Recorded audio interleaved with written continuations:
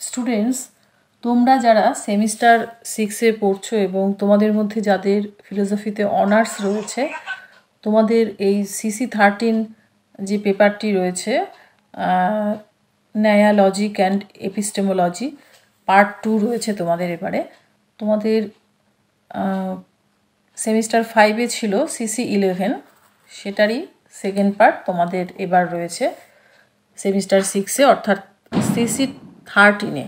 তো দেখো, এখানে 15 মার্কসের যে কোশ্চেনগুলি দিয়েছি তার মধ্যে নাম্বার 1-এ রয়েছে তর্ক সংগ্রহে প্রদত্ত অনুমিতির লক্ষণটি ব্যাখ্যা করো। লক্ষণটিকে কেন এবং কিভাবে দীপিকায় পরিবর্তন করা হয়েছে ব্যাখ্যা করো। নাম্বার 2, স্বার্থানুমিতি ও পরার্থানুমিতির স্বরূপ আলোচনা করো। এ প্রসঙ্গে পরার্থানুমিতির প্রতিটি অবয়বের স্বরূপ ও প্রয়োজনীয়তা নির্দেশ করো। 3, তর্ক সংগ্রহ ও দীপিকা অনুসারে পক্ষতার লক্ষণ ব্যাখ্যা করো। এই কোশ্চেনটা এইভাবেও দিতে পারে, অথবা দিয়ে যেটা দিয়েছি, পক্ষতা কাকে বলে, কোন প্রসঙ্গে পক্ষতার আলোচনা করা হয়েছে, প্রতিবন্ধক ও উত্তেজক কাকে বলে, আলোচ্য স্থলে প্রতিবন্ধক ও উত্তেজকের প্রাসঙ্গিকতা ব্যাখ্যা করো। 4, তর্ক সংগ্রহ ও দীপিকা অনুসারে শক্তির লক্ষণ দাও। শক্তির দ্বারা কি বোধিত হয়, এ প্রসঙ্গে ন্যায় ও মীমাংসক মতের পার্থক্য আলোচনা করো। 5, উপযুক্ত দৃষ্টান্ত সহ তর্ক সংগ্রহে প্রদত্ত উপমিতির লক্ষণটি ব্যাখ্যা করো। উপমিতিকে কি অনুমিতির অন্তর্গত করা যায়, অর্ণং ভট্টকে অনুসরণ করে আলোচনা করো। নাম্বার 6, পরামর্শ কাকে বলে, অর্ণং ভট্ট কেন পরামর্শকে অনুমিতির অপরিহার্য অবয়ব বলে মনে করেন।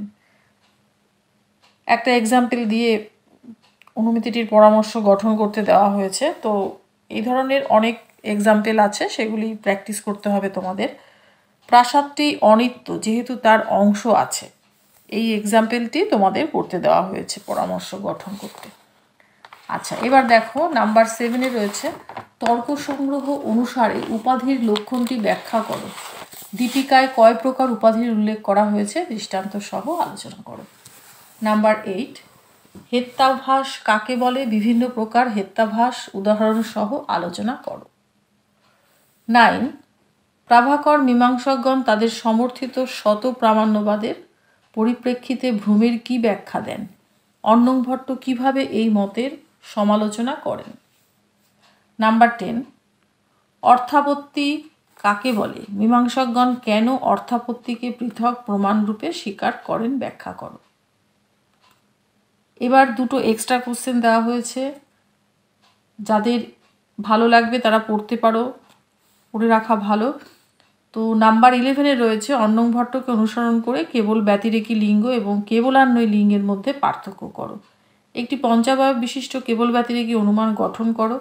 কেবল ব্যতিরেকী অনুমানের সাধ্য ইতরভেদ বিষয়ে যে প্রশ্ন দীপিকাতে উত্থাপিত হয়েছে তা অর্ণং ভট্ট অনুসারে আলোচনা করো। এই কোশ্চেনগুলি তোমাদের 5 মার্কসের কোশ্চেন হিসেবেও আসতে পারে। নাম্বার 12, আকাঙ্ক্ষা, যোগ্যতা ও সন্নিধি বলতে অর্ণং ভট্ট কী বুঝিয়েছেন, শাব্দবোধের ক্ষেত্রে এদের কারণ বলা হয়েছে কেন, তাৎপর্য কাকে বলে, তাৎপর্যকে শাব্দবোধের কারণ বলা যায় কি না, অর্ণং ভট্টকে অনুসরণ করে আলোচনা করো। তোমাদের নাম্বার 8-এ যে কোশ্চেনটা দেওয়া হয়েছে হেত্যাভাস, তো এই কোশ্চেনটা আমি ডিটেলসেই দিয়েছি। তো এখান থেকে যদি বড় কোশ্চেন নাও আসে, তোমরা পুরোটা পড়ে রাখলে যেখান থেকেই কোশ্চেন প্রুভ না করো তোমরা পারবে অ্যান্সার দিতে। আচ্ছা, এবার আমি 5 মার্কসের কোশ্চেনে আসছি।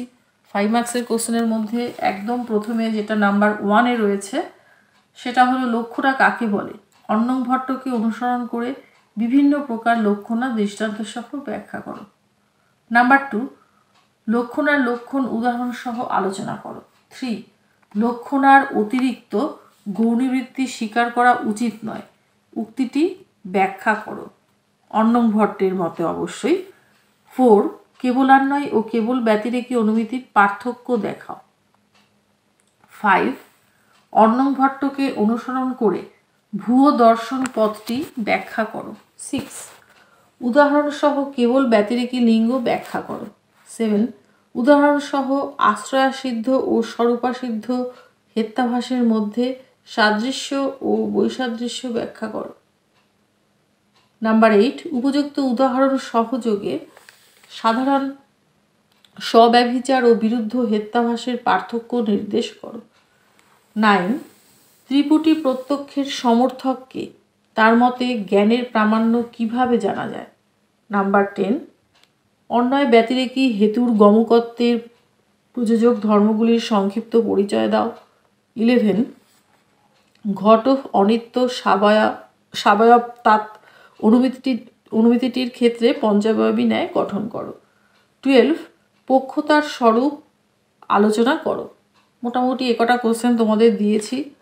তো যদিও তোমাদের কাছে মনে হয় যে একটু বেশি কোশ্চেনই দেওয়া হয়েছে, তার কারণ হলো তোমাদের একটু এক্সট্রা পড়ে রাখা ভালো। কারণ এই বছর তোমাদের যে CC 11-এর কোশ্চেন এসছে, বেশ ঘুরিয়ে কোশ্চেন করা হয়েছে।